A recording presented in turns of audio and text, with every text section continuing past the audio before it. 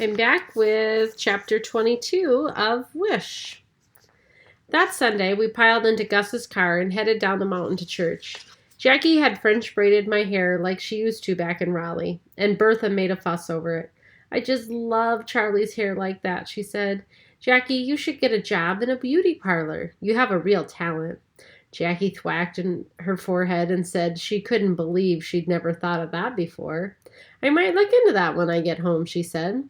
So then Bertha told us a story about her friend Denise, who flunked out of beauty school. Just flunked right out after 3 weeks and ended up marrying some rich guy. But not 2 months later, she ran off to Atlanta with that rich guy's brother.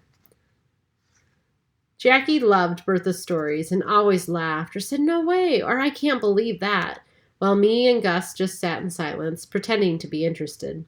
After church, Jackie snatched cookies off the food table in the fellowship hall, and then went to hang out with the teenagers in the parking lot like she'd known them her whole life. How had Jackie and I turned out so different? I was sure she never worried one little bit whether or not anybody liked her. But then, of course, everybody did like her, so what was there to worry about? That afternoon, the Autumns came over to Gus and Bertha's for dinner. Bertha always made a big deal out of Sunday dinner, but with the Autumns coming, it was a regular feast. Jackie and I helped her set up some card tables out in the yard. We pushed them together and then put a sheet over them for a tablecloth.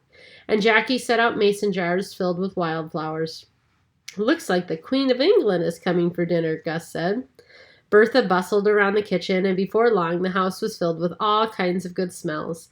The countertops were covered with bowls of black-eyed peas and turnip greens, squash casseroles, and sliced tomatoes, fried okra and sriracha, biscuits and gravy, brownies and peach cobbler. Then she took a big roast chicken out of the oven and said, "There.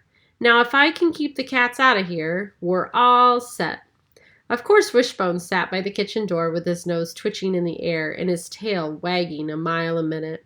"Not yet, boy," I told him. "Maybe later." Then we heard Burl's truck on the gravel driveway, and me and Wishbone ran out to greet the Autumns.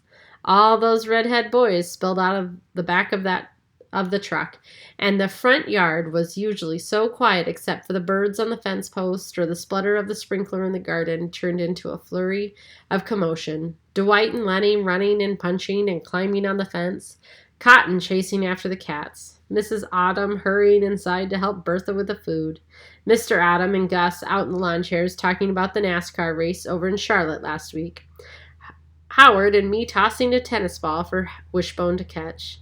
Then Jackie came outside looking like Miss America, and I thought Burl was going to faint right there in the red dirt.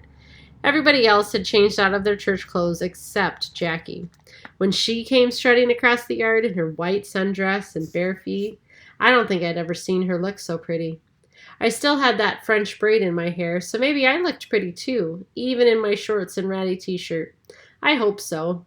But I knew I could never look as pretty as Jackie. Before long, Bertha told everybody to go inside and load up their plates, and those boys liked to busted the door down racing to the kitchen. Then we sat at the card tables in the yard and held hands while Mr. Adams said the blessing. Gus and Bertha weren't the blessing type, but I guess they did it to be nice to their company. Mr. Adams sure had a lot of stuff to be thankful for, everything from this beautiful day to those turnip greens. Then he said, "And thank you for sending these 2 fine young ladies to shine their light on us here in Colby." I knew I was supposed to have my eyes closed, but I took a peek, and there was Jackie grinning and winking at me. As soon as we all said a loud amen, everybody dove into their food like there was no tomorrow. Mrs. Autumn and Bertha kept running back into the kitchen and bringing out more tomatoes or srirachas, which Jackie poured sweet tea and Gus shooed cats away. Wishbone sat by Cotton, hoping he'd drop a chicken leg. By the time Bertha brought out dessert, everybody was rubbing their stomachs and saying how they couldn't possibly eat another bite, except, well, maybe just a little of that peach cobbler. Cotton leaned across the table to grab a brownie and say, "Hey, look, the wishbone." Sure enough, right there on that greasy platter was the chicken wishbone. Of course, my dog, Wishbone, heard his name and ran over to Cotton, probably thinking he was about to get something good to eat. Who wants to pull the wishbone with me? Cotton said. Dwight jumped up. Me, he said. No, I hollered, pushing Dwight out of the way. It has to be me. Cotton held the bone behind his back when Dwight tried to grab it.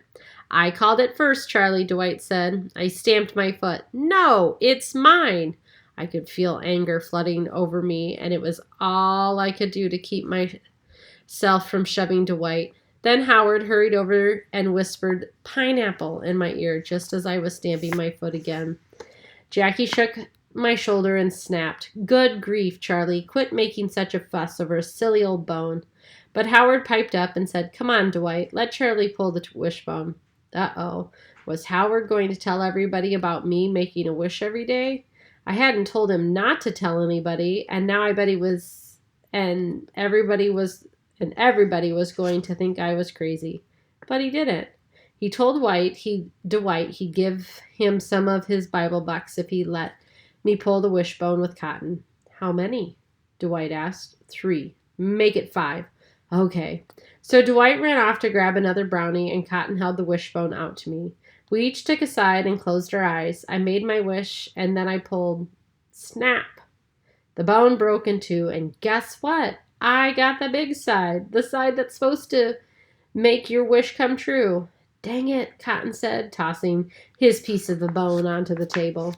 Before I had a chance to thank Howard for helping me like that, Mr. Autumn announced that it was time for them to go, and they piled back into Burl's truck. I knew I should have joined Jackie and helped Bertha clean up the kitchen, but instead I sat out in the yard with my arm around Wishbone and watched that truck bounce up the gravel driveway, loaded with all those good-hearted Autumns. When they turned onto the road, I'd hollered, Thank you! I figured Howard probably wouldn't hear me, but then I saw him give me a thumbs up before the truck disappeared from sight.